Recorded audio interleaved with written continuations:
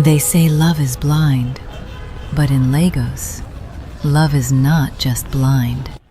It is fortified, charmed, and carefully negotiated.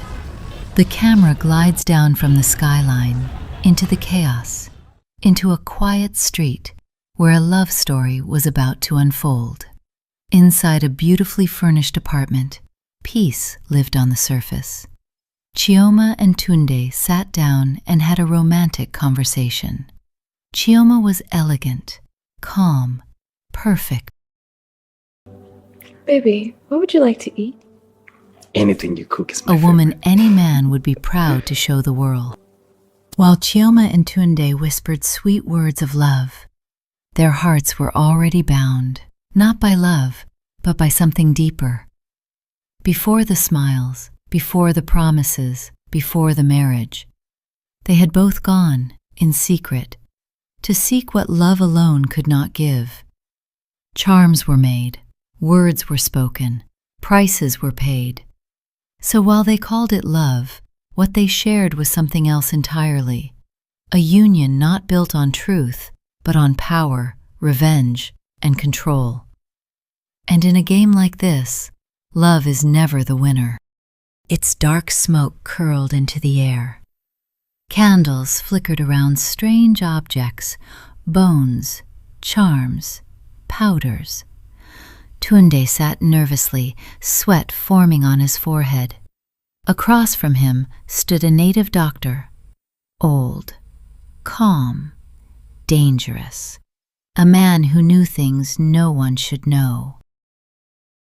Another night, another shrine, but this time the visitor was Chioma. She knelt on the cold ground, her beauty now shadowed by something darker, something broken, something dangerous. Before her stood another native doctor. This one smiled, but not kindly.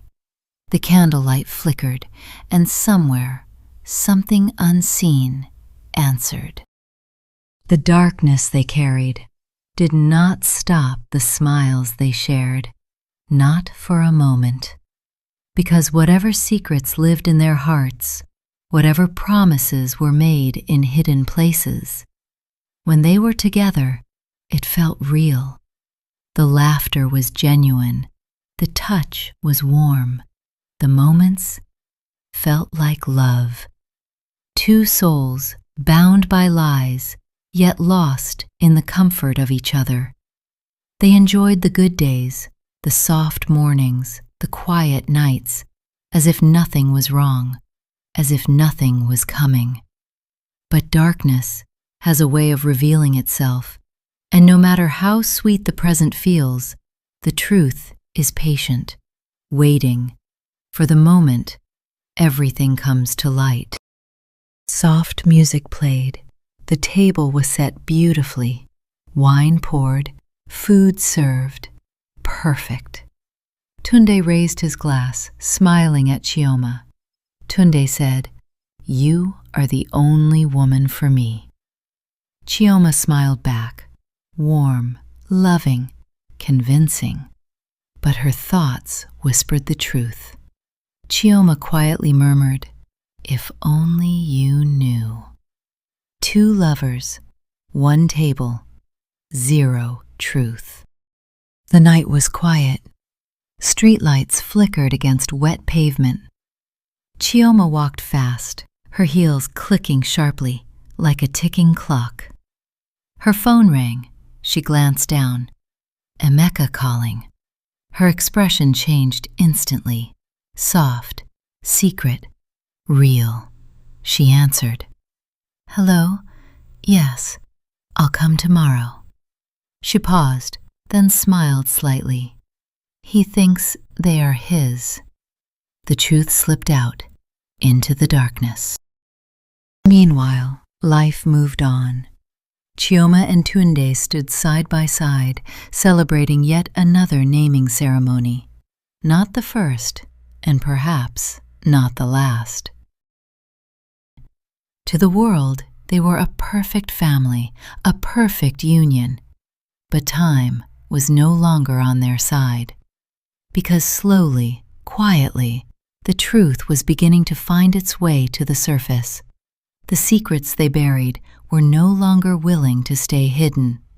And the night before, when the lights were low and the world was silent, Chioma had already made a promise, a different promise, one she could never make in the daylight.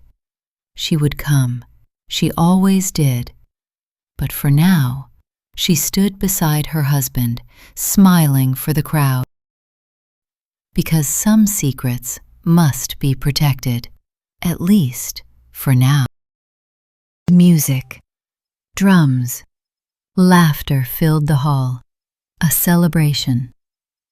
Tunde stood proudly holding a baby, dressed in white, smiling, happy, a man living his dream.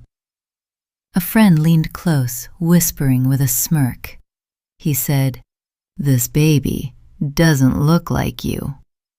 Tunde laughed loudly, too loudly, and replied, "My genes are strong. You don't understand." People laughed. Music continued. But for a split second, Tunde's smile flickered. Just a crack. Just enough for doubt to enter. The street was quiet again. Too quiet. Chioma walked slowly this time, no rush, no fear. Her phone rang again. Emeka calling. She answered, softly. "Hello, my love." A pause, then the final truth. "They think he is the father." Silence.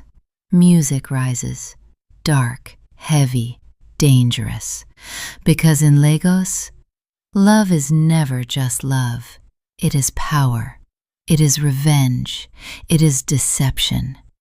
And this story has only just begun.